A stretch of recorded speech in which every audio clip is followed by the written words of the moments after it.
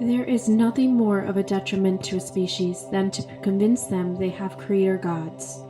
It has happened a long time ago throughout the ages, and it is happening now today, prepping humans to accept something that does not feel right to any sovereign being. This universe is based on frequencies, waves, and vibrations. We know from extensive experiments and looking deeper into the subatomic particles today. And that alone is what creates life and all matter.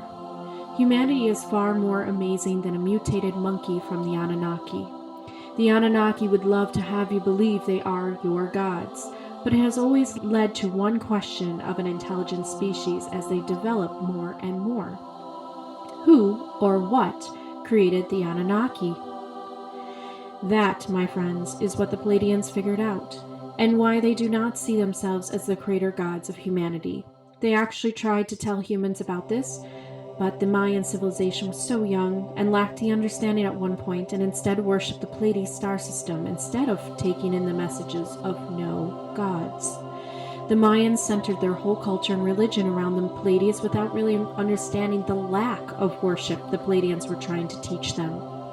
They formed a religion based on the gods and goddesses in their own mind that controlled the world. We never meant to plant that seed, so we left a long time ago, and we are now coming back to a civilization that might be a bit older now and more knowledgeable in terms of science, so they can hear the messages. We are back now to help humanity and have been giving messages throughout the 20th and now the 21st century. We are happy to see the majority is starting to understand the messages more in depth and are not taking us as their creator gods, but rather older brothers and sisters from the family of light. Dear ones, you are approaching a cycle of time that keeps coming up in your species. This idea of alien gods has been intertwined in your society for quite some time. It correlates to the level of education and knowledge a species has to believe it to be true. The less educated a civilization is in matters of science and knowing oneself, then the more likely they will take on gods.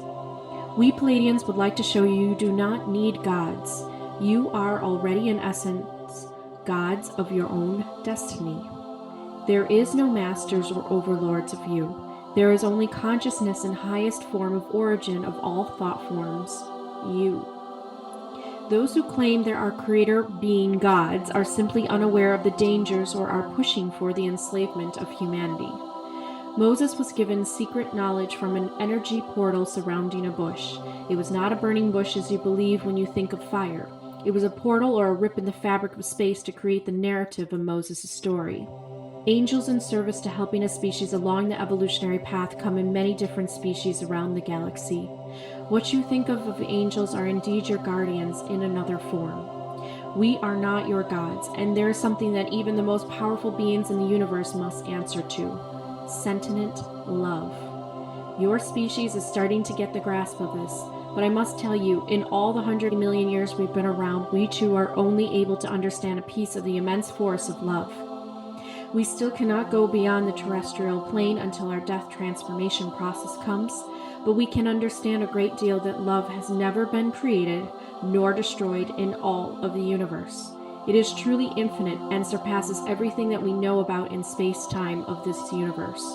We have harnessed it to open up wormholes and portals to easily transport ourselves through the universe. It is a physical law, and it is also something that enters inside of a being when the door is opened. It is alive. It chooses who it wants and moves in accordance to its own set of laws, governed by morals and ideals a species starts to pick up on. These Anunnakis are not your creators. We have spent many of our lifetimes trying to get rid of them, but they are in some way a part of us, and we know this because of our knowledge about love. We can only warn others and battle them at times, but their species is as strong as ours, and there is much lessons involved in them being part of the story of humanity. Do be aware of them. They once made your earliest civilizations believe that you were little versions of them in order to mine for gold. It seems in a lot of ways this influence still exists in your world today. We are here to tell you you are so much more powerful and full of divinity than you know. You have no other species to answer to except for your own selves.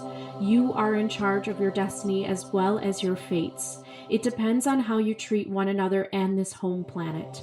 Part of the beauty of one invisible God for you, like Jesus was said to come from and Noah and Moses was said to serve, is because it makes you connected with one another by an invisible force.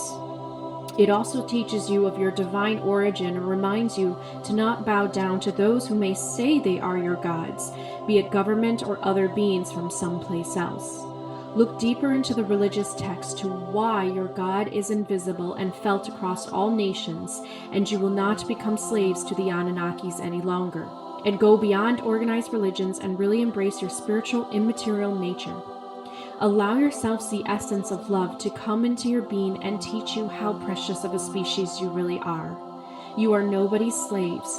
Every species in the universe has been created through love's intent. There are no masters here in the universe, and that is what makes it such a loving place.